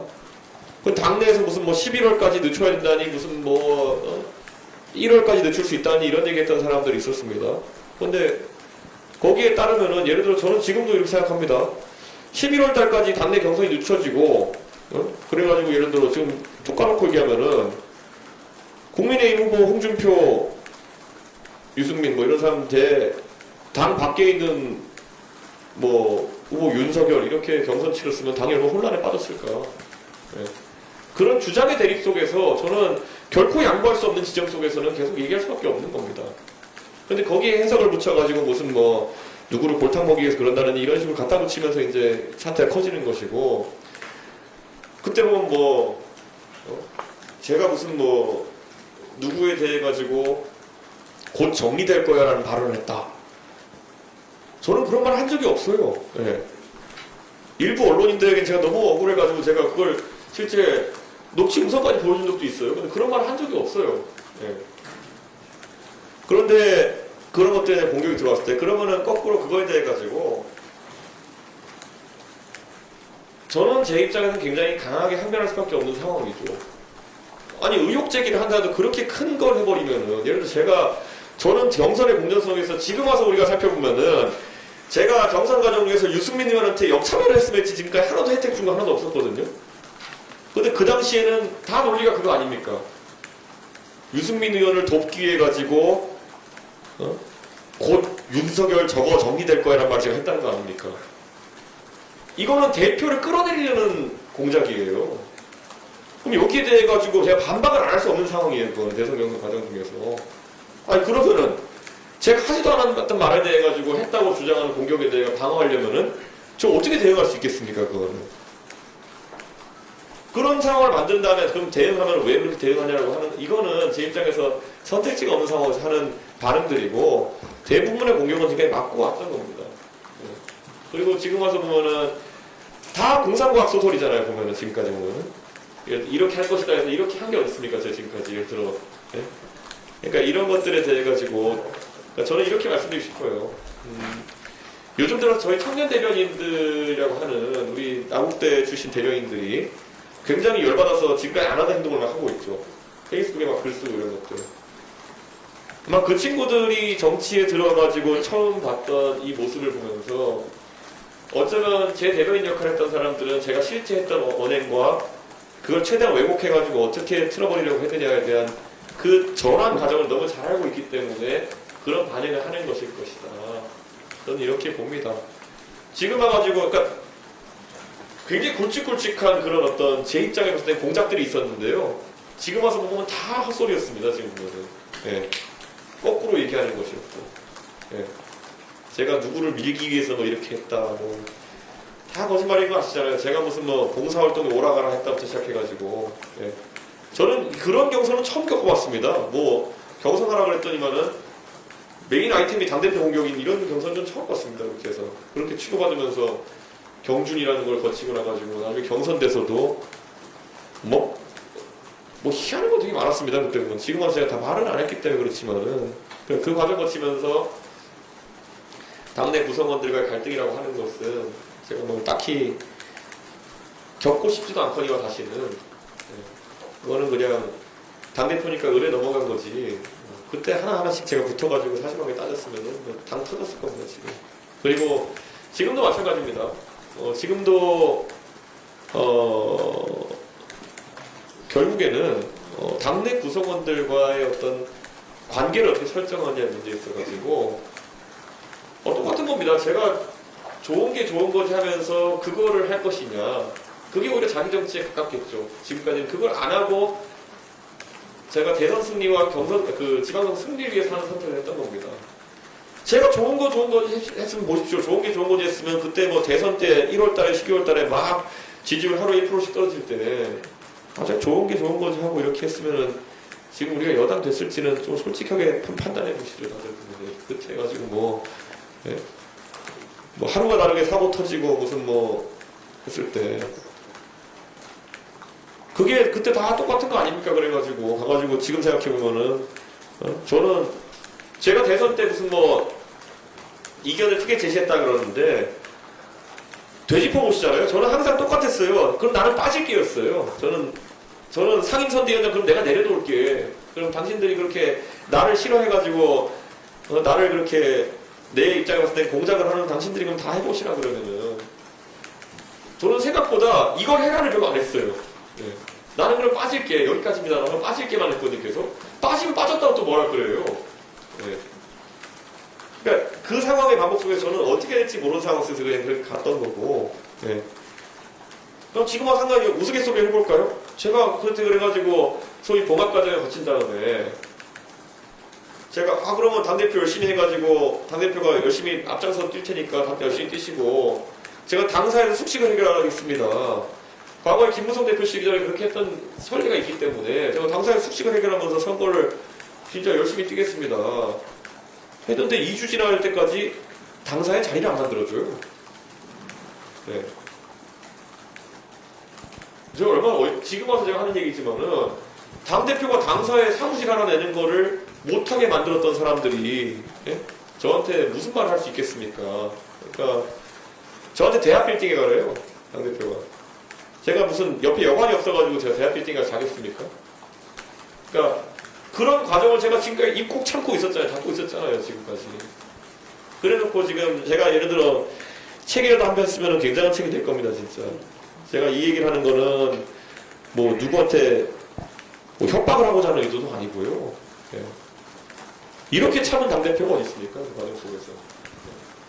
아이고 대선 때 일정 짜는데 제가 솔직히 말씀드리면 정말 자기 정치하는 당대표는요. 대통령 후보 쫓아다니면서 대통령 후보 전에 연설하는 걸 즐겨요. 네. 그거로서 본인의 권위를 삼으려는 사람이 있어요. 저는 대선 때 야 우리 이거 적극적으로 하면 지겠다 그래가지고 저 혼자 몽충내가면서 호남 돌고 다른 데 돈 겁니다. 네. 그러면 거꾸로 그걸 뒤집어서 이렇게 얘기해요. 이준석은 왜 영남을 안 보냐. 네. 아니 그거는 영남의 국회의원 얼마나 많은데 당신들이 좀 하시라. 네? 호남에 우리 국회의원 하나 없고 그런데 거기서 표를 갖고 와야 되니까 내가 가는 거지. 근데 그거를 무슨 그 전략은 선거를 지려고 일부러 그러는 거다. 이렇게 말하고 할 게 없는 거고. 그러니까 제가 이런 오늘 1년차 맞아가지고 얘기를 계속 하는 거는 그냥 제가 봤을 땐 경이롭습니다. 제가 봐도 여기까지 제가 온 게. 예. 경이롭습니다. 그 수많은 제가 봤을 때는 공장을 뚫고 여기까지 온 게 참 경이롭습니다. 질문이 또 하나 뭐 있죠? 정진석 의원입니다. 그건 똑같은 거잖아요. 제가 정진석 의원을 싫어했으면 제가 정진석 의원을 제가 지방선거 공천관리위원장을 하라고 했겠냐고요. 그러니까 이게 좀 어이가 없는 겁니다. 예? 그렇게 공천권이 대단한 권한이고 당대표가 그렇게 가진 가장 막강한 권한이면은 저는 그럼 그거를 제 권한에 막강한 걸 정진석 의원이 드린 거 아닙니까? 그랬으면은 난 적어도 최소한 고맙다 소리는 못 들을 망정. 선거 끝나고 나니까 저를 공격하는 건 무슨 상황이냐고요. 이게 보면은. 그리고 선배가 하는 지적 다 듣죠 제가. 저도 제 전화기 보면은 하루에도 몇 통씩 다선 의원들 저한테 연락하고 해가지고 얘기 들어요. 그런데 적어도 지적사항이라고 하려고 그러면은 사실관계는 맞아야지 제가 그걸 예 알겠습니다 소리라도 하는 거지. 우크라이나 왜 가냐? 대통령실과 상의도 안 됐고 뭐 사람들이 난색을 표쳐. 아니 세상에 외교부 사람 3명이랑 제가 같이 가고 제가 박진 장관하고도 계속 논의하고 대통령실과 논의하고 해서 다 일정 조율하고 시간 조율하고 이렇게 다 해서 가는 건데 제가 그럼 거기다 대놓고 그걸 제가 그러면 그거 반박하자시고 누구처럼 대통령과의 대화를 팔고 이렇게 하겠습니까? 아니 이상 저 혼자 계속 두들겨 맞고 있었던 거죠 그거를. 근데 그걸 그래서 당내에서는 그래도 제가 여기저기 얘기해가지고 이따 대통령실이 다 협의되는 거고 이거 되는데 당내에서는 다른 분들 아무 말 안 하시잖아요. 정진석 부의장 혼자 왜 그걸 해가지고 무슨 뭐 그거 얘기하는 사람은요 대한민국 둘밖에 없어요. 유튜브하고 정진석 부의장이었어요. 왜 그런 상황을 만드냐는 거지. 어이가 없어가지고 이거는 그래서 제가 악이냐 진짜 정보가 없는 것이냐 이렇게 물을 수밖에 없었던 거지. 제가 유튜버들이 그런 건 이해해서 그 사람 돈 벌어 먹어야 되니까. 근데 이건 뭐냐는 거죠 이게 제가. 그래서 저는 그걸 거꾸로 아까 제가 딱 그게 명징한 겁니다. 저희가 정진석 부의장한테 어떠한 안 좋은 감정이나 악이라도 있었으면은 제가 왜 공천관리위원장을 맡깁니까? 그게 가장 큰 이권이라는데 저는 모르겠지만. 우리 대표님께서 네. 하실 말씀이 많으시고 아무래도 네. 책으로 쓰셔야 될 것 그래서- 같아요. 뒤에 또 질문해 주실 네. 기자분들 계시다 보니까 시간을 좀 짧게 해가지고 말씀 나누도록 하겠습니다. 여기 앞에부터 가겠습니다. 예, 한겨레 손담은 기자입니다. 그 아까 청년 정치인 관련해서 이제 청년 정치라는 정치인이라는 워딩이 그들의 역할을 좀 축소시키는 한계가 있다 이런 말씀하셨는데 어쨌든 대표님은 청년 정치인으로 이제 출가를 해서 여기까지 오신 거잖아요. 그럼 혹시 이 발언이 자칫 그 대표님 다음 세대 청년들이 정치권에 들어오는데 뭔가 그 일을 맡게 되는 말하자면 사다리 걷어차기처럼 들리기도 하는데 어떻게 생각을 하시는지. 사다리 걷어차기라고 보기에는 뭐 사다리가 저한테 놓여준 적이 별로 없었다고 생각합니다. 제가 청년이라고 해서 딱 혜택 받은 거 하는 박근혜 정부 때 비대위원 들어온 거. 그 이후로부터는 제가 걸어온 정치의 길이라는 건 사다리는커녕 뭐 알아서 뭐 흙탕물에 들어갔다가 나오고 이런 게 되게 많았거든요. 하다못해 바른미래당 때도 제가 전당대회 나가는데 저는 청년 최고위원 안 나갔어요. 청년 최고위원은 그때 기탁금이 1,000만 원이었고 일반 최고위원 당대표는 5천만 원이었는데 어떻게든 방송에서 돈 긁어먹어서 거기 나갔어요. 그럼 뭐냐면은 거꾸로 그 청년 비례대표 아니면 청년 할당 이런 거로 몇 자리 만들어 놓잖아요. 그러면 거기를 놓고 엄청난 이전 투구가 벌어집니다. 뭐 맨날 서로 제보하고 저격질하고 누구 들어오려고 막아 세우고 그래가지고 술판 버려가지고 내가 형님이다 내 위에 기어오르지 마라 이런 거 제가 다 겪어봐서 그래요. 청년 정치는 없어져야 될 정치입니다.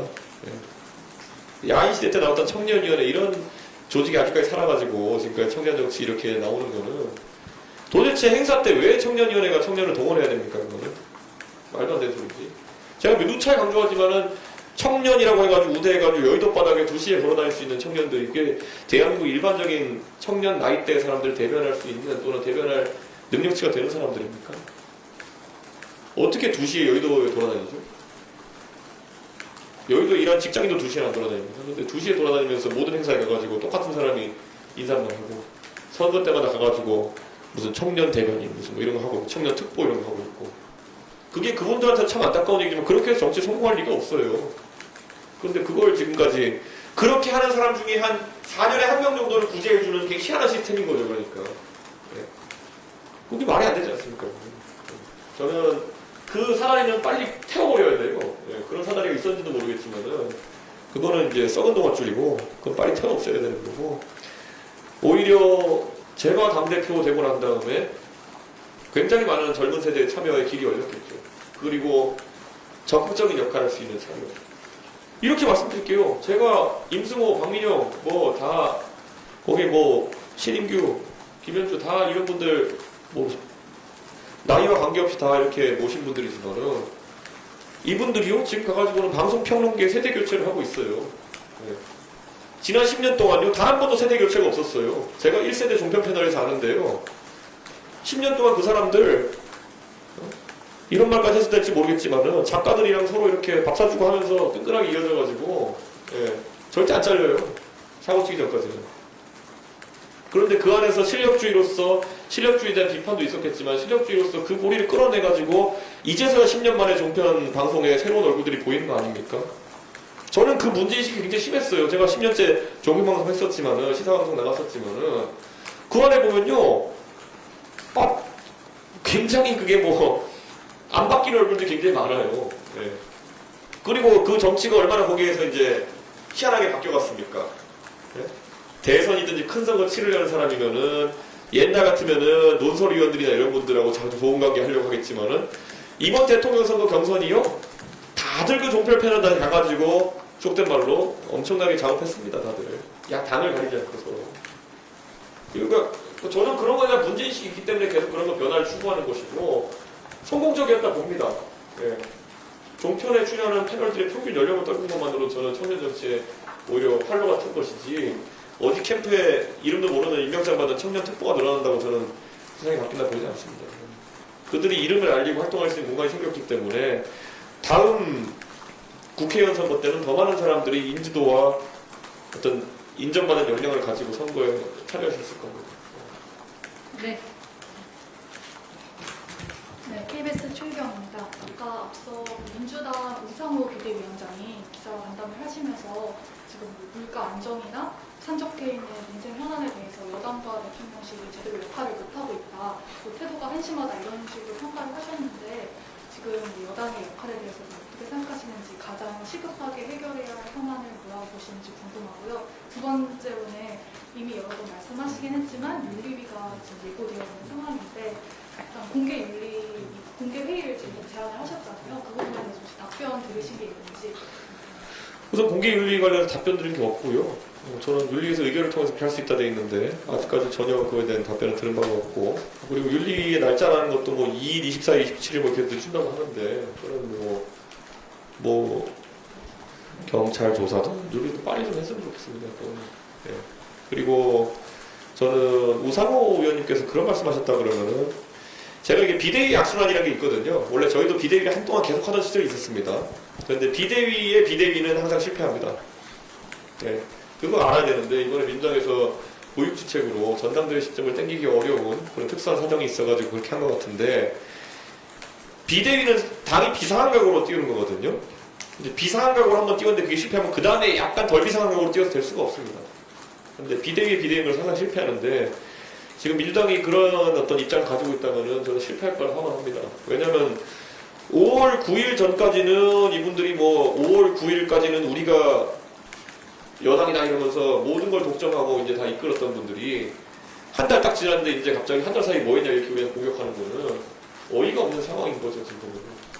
어이가 없는 상황이고, 그 물가 관련된 부분들. 자, 그럼 물가는 두 가지 측면입니다. 외생적 변수에 있어가지고 유가가 아니면 곡물가가 오르는 것, 이런 건 우크라이나 사태에 대한 어떤 영향이 있을 것이고, 아니 우크라이나에 대해서는 굉장히 적극적으로 우리 당이 그리고 대통령께서 관심을 가지고 해결을 위해 노력하고 있습니다.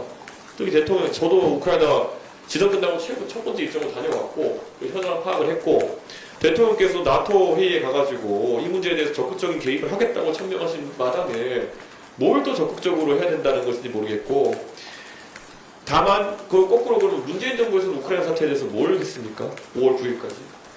그리고 또 그러면 그 외에 물가 관리에 있어가지고는 전 세계적으로 지금 인플레이션이 나타나고 있는 것은 결국 코로나 때문에 재난지원금이나 이런 것들로 인해 가지고 결국 양적 완화를 많이 했기 때문에 저희가 이런 상황을 겪고 있는 것인데, 그럼 한 달 전까지만 되돌아가도 민주당은 돈 더 풀자고 하는 사람들 아니었습니까? 그리고 최근에 추경 협상 때만 하더라도 무슨 작전을 그렇게 짰는지 모르겠지만은 추경을 돈 더 달라고 저희가 협상하고 있다고 국민들에게 선거 전략으로 쏘였던 사람들 아닙니까?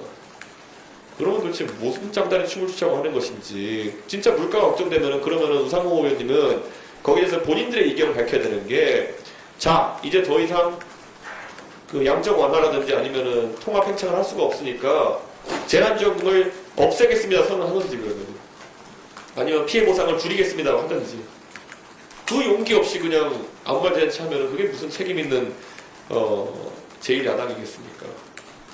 저는 굉장히 이거는 무책임하고, 그리고 한 달 전까지만 해도 그들이 보이던 태도와 너무 다르지 않습니까? 그래서 그건 좀 들었을 때는 비대위의 비대위는 역시 성공하기 힘들겠구나 생각을 합니다. 네. 또 혹시 질문? 연합뉴스 김서영입니다. 아까 그 모두 발언에서 7월부터 이제 서든 정책을 넘어서는 어떤 정책을 시도하실 거라고 했는데 좀 자세하게 설명 부탁드립니다.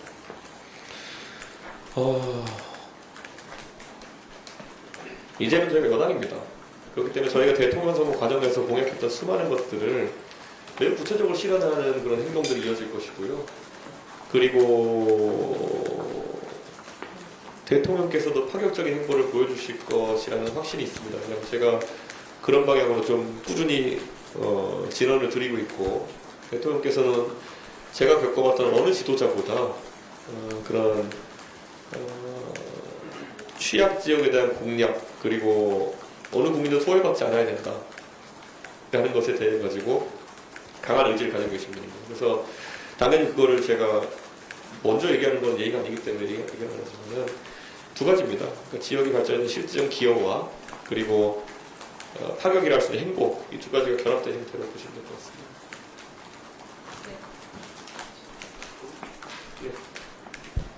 한국일보 박지원이라고 합니다. 대표님, 아까 말씀하실 때뭐 북한에 대한 태도 변화도 앞으로 보수정당의 좀 변화 방안일 수 있다고 가볍게 언급 주셨는데 좀 구체적으로 생각하고 계신 방안도 있으신지 여쭙고 싶습니다. 그 역시 구체적으로 논의하는 사람들이 있습니다. 그래서 그것도 구체화될 거로 보는데, 당장 북한에 대한 대응 태세라는 것은 벌써 바뀐 것이 눈에 보이지 않습니까? 대통령께서 이런 도발에 대해 가지고는 한미 동맹을 바탕으로 원칙적 대응을 하겠다고 하신 이후에 실제로 이제 우선 원칙적 대응을 했고, 지금 이제 변수로 등장하고 있는 것이 북한의 핵실험 관련 이제 이야기인데, 사실 지난번에 저희가 며칠 전에 저희가 그 지도부가 대통령과의 그 오찬을 했을 때도 그 북한 핵실험에 대한 얘기도 나오긴 했습니다만은, 그에 대해서 역시나 저희는 이전 정부와는 다르게 볼 수 있는 대응을 할 것이라는 저희는 확신을 가지고 있습니다. 그래서 그 부분이 있고, 또 북한에 대한 그러면은 그런 어떤 도발에 대한 대응을 넘어서 가지고, 그럼 북한에 대해 가지고는 우리가 좀 더 자신감 있는 대응을 할 필요가 있다는 생각을 합니다. 그 말은 보수가 지금까지 우리가 북한을 대하는 태도는 북한에 대해 가지고 굉장히 위협적인 존재로 묘사하는 과정 속에서 그들을 오히려 그들의 체제를 오히려 과대평가하는 경향성이 있습니다. 저는 이제 우리 보수 정권은 오히려 그런 것을 정치에 이용한다기보다는 저는 굉장히 있는 그대로 그 북한에 대해서 자신감을 바탕으로, 체제에 대한 오히려 우리가 자신감을 바탕으로 여러 정책을 풀어나갈 것이다. 그래서 아마 좀 그런 문제에 있어서는 오늘 제가 드린 여러 말씀을 결합시키면 나올 만한 구체적인 정책들이 좀 있을 겁니다. 이미 논의되는 것들이 있습니다. 마지막 질문 물어보도록 하겠습니다. 그 지난 1년간 보면 그 당원이 20만에서 80만으로 늘었던 부분이 대선도 있었지만 대표님 개인기가 조금 컸다고 저는 생각을 하거든요. 근데 이거를 조금 좀 너무 빠른 노력일 수도 있는데 그 당원들의 구성이 좀 동질적일 수 있다라는, 그러니까 문재인 대표 시절에 2015년도에 대거 유입이 된 부분이 당을 좀 변화시켰다라는 지적이 있던 것처럼 장기적으로 국민의힘이 좀 대표님과 가까운 그런 생각을 가진 분들이 주요한 힘을 가지게 될 수도 있다는 생각이 들거든요. 거기에 대한 어떤 생각이 있으신지. 아무리 저희가 물을 타려고 해도 소금의 짠맛은 그렇게 쉽게 없어지지 않습니다. 그렇기 때문에 이미 저를 보고 가입한 당원도 있겠지만은 저를 탄핵하겠다고 서명하는 당원도 한 10만 명 있는 걸로 알고 있는데, 그분들은 유튜브 많이 보시는 분들도 있겠지만은 저는 당이 어쨌든 당원으로서의 자부심을 가질 수 있는 체계를 빨리 구축하는 것이 좋다. 저는 이렇게 생각합니다. 그리고 우리 당 정치하는 정치인들은 이제 앞으로 당원 무서운 걸 좀 알아야 됩니다. 그게 이제 그거는 아까 말했듯이 다소 이제 당원들이 큰 영향을 끼칠 수 있는 정치인들이 있겠죠. 그것은 뭐 저도 있을 것이고 당연히 우리 대통령께서도 가장 신뢰받는 우리 당의 지도자로서 대통령의 의중을 살피는 당원들이 있을 것이고 하겠지만은, 이 체계적으로 우리 당원들이 소통하는 구조를 만든다면은 그렇게 한 사람의 어떤 발화나 아니면 의중에 따라 가지고 당원들의 마음이 크게 쏠리는 그런 경향성보다는 지역 내의 어떤 현안이라든지 아니면 관심 단위에서의 어떤 그런 단위들이 활성화되면서 이런 정당 민주주의가 착근할 수 있다, 이런 기대를 하고 있습니다. 저는 그러기 위해서는 저희가 타파해야 되는 당내 구조들이 좀 있거든요, 보면은. 그러니까 이거를 저희가 예전에 선거 과정에서도 뭐 당내 실국 체계에서도 여성국이나 청년국을 이제 더 이상 가져가지 않겠다, 미래국을 개편하겠다 이런 것들이 한번 기사화된 적이 있겠지만은 이제는 모이는 단위도 저희가 고민해봐야 됩니다. 지금까지는 지역별로 우리가 청년위원회 같은 걸 두고 여기 당원들끼리 소통하라고 했는데 사실 그냥 말이 안 되는 걸 계속 하라고 하고 있었던 겁니다. 예. 예를 들어서 사람들끼리 공통의 관심사와 공통의 어떤 소속감을 가질 수 있는 단위들을 많이 개발했어야 되는 것인데 그래서 제가 당대표를 해가지고 같은 대학에 다닌 대학생위원회라는 걸 활성화시키기 노력하지 않았습니까? 김용태 최고위원에게 제가 안 그래도 그거를 좀 다시 이제 속도를 붙이라고 했던 것이 그들끼리 모여가지고 정치적 관심사에 대해 가지고 뭐 토론 배틀도 하고 정책 공모전도 리그를 하고 이런 식으로 같이 모두 뭘 할 수 있는 조직을 만들어야 되는데 지금은 예를 들어 아까 제가 말했던 야인시대식 청년 조직은 뭐냐면요. 경상북도 청년위원회는 경상북도에 사는 사람들끼리 모이는 겁니다. 포항에 사는 사람과 예천에 사는 사람들끼리 왜 모여야 됩니까? 예, 그 사람들이 왜 모여야 되는 거죠? 전 이해가 안 가는 겁니다. 근데 그런 조직하에서는 당원 조직이라는 게 단위가 생길 수가 없어요. 저는 그 소단위들이 많이 형성될 수 있도록 한다면 아까 말했듯이 그냥 고공 메시지 해가지고 크게 쏠림이 나타나는 현상이 적어질 것이고 그 단위에서 모일 수 있으면 당원들끼리 정치적 현안에 대한 논의를 많이 할 거 아닙니까? 그럼 훨씬 더 당원들의 정치적 어떤 역량이라든지 강화될 것이다.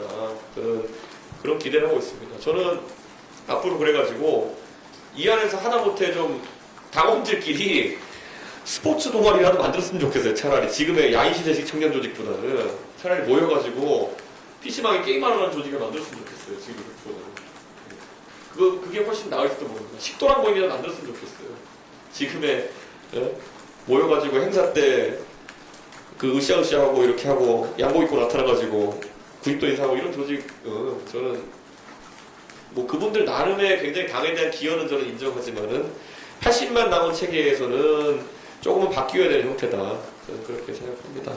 그리고 사실 지난 당선됐을 때 전당대회가 증명했잖아요. 보면은 그 만약에 아까 말했던 그 당원의 일체화된 쏠림 현상이 계속 보이는 그런 당 체계였으면은 제가 당대표 안 됐을 겁니다. 제가 봤을 때는.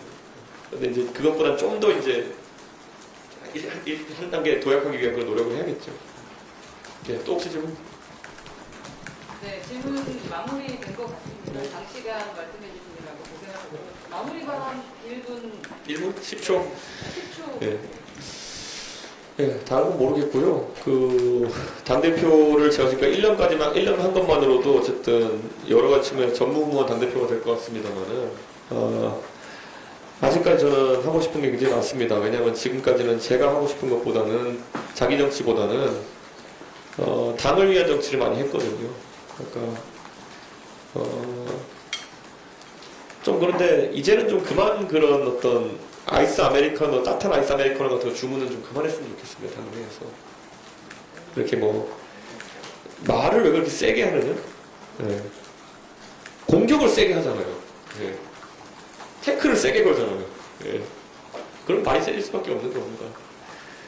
저한테 아까 좀 말씀드렸잖아요. 하루에도 한 2-3명씩 중진 의원들이 연락 오셔가지고 이것 좀 같이 논의하자, 이것 좀 하자는 건데 그분들은 드러나지 않잖아요. 왜냐하면 그분들은 실제로 문제를 해결하려는 의지를 가지고 저한테 상의를 하시고 같이 해결해 나가니까. 그런데 꼭 뭔가 대표들이 받아가지고 좀 이렇게 이름 나시는 분들은 꼭 결말이 좋지 않아요. 서로 보면 세게 들이받으니까 세게 얘기할 수밖에 없고. 그리고 결과론적이지만 선거 이기는 데 있어서 했던 많은 것들은 이기기 위해서 한 것이고요. 제가 이제 자기 정치하면서 하는 모습은 완전 다를 겁니다.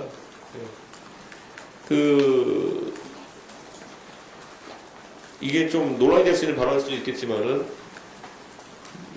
제가 과학고등학교 나갔거든요. 근데 과학고등학교 학생들이 과학을 좋아해서 거기 간 건 맞는데 그렇다고 영어 못하는 건 아닙니다. 그렇다고 국어 못하는 건 아닙니다. 저한테 제가 전시의 지도자로서 제가 역할을 부여받았기 때문에 전시의 지도자로서 제가 역할을 한 것이지 제가 당대표 평시의 역할을 어떻게 하는지 몰라서 안 하는 거 아닙니다. 그거는. 그리고 그게 더 쉬워요. 전시의 역할보다는. 선거는 이겨야 된다는 부담이 있지만은 평시에는요. 만약 그런 역할 마음씨 좋은 무슨 당대표 역할 이런 거 하는 거면요. 계속 밥만 사고 다니면 돼요. 그거는. 밥 사고 다니고 가가지고 좋은 실없는 얘기하고 이렇게 하면서 으쌰으쌰 위하여 많이 하고 이렇게 하면 되는 거거든요. 그거 안 했다고 뭐라 하지 마세요. 그거는 언제든지 할 수 있어요. 근데 지금 그렇게 하는 순간 그거는 그게 제대로 자기 정치죠. 제대로 자기 정치죠. 내 조직 만들고 다 당직 나눠주고 가가지고 부대변인 한 50명 만들고 원래 중앙당 부대변인 40명씩 만들고 이래요. 근데 저는 지금 토론 배틀로 해가지고 4명 하다가 이제 8명까지 늘린 거 아닙니까 지금. 그럼 뭐 저도 당대표 지금까지 본 사람이 몇 명인데 그거 할 줄 몰라서 안 하겠습니까? 그걸 갖고 지금 뭐 제가 흑화하지 않도록 만들어 주십시오. 제가 흑화하면 그것도 재밌을 겁니다 진짜. 저같이 여론선동 잘하는 사람이 흑화해가지고 진짜 그러고 다니면은 어떻게 그냥 기대도 될 겁니다. 그러니까 안 그럴 테니까 제가 그렇게 하고 싶은 마음이 들지 않게 좀 해주시고. 네, 흑화되지 않으시길 바라며 이준석 당대표 취임 1주년 간담회는 이것으로 마치겠습니다. 예, 뭐, 장시간 함께 해주셔서 감사합니다, 언론인들.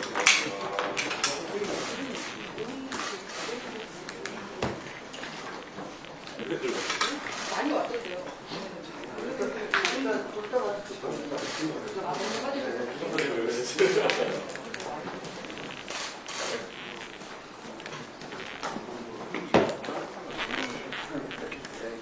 장시간 수고하셨습니다.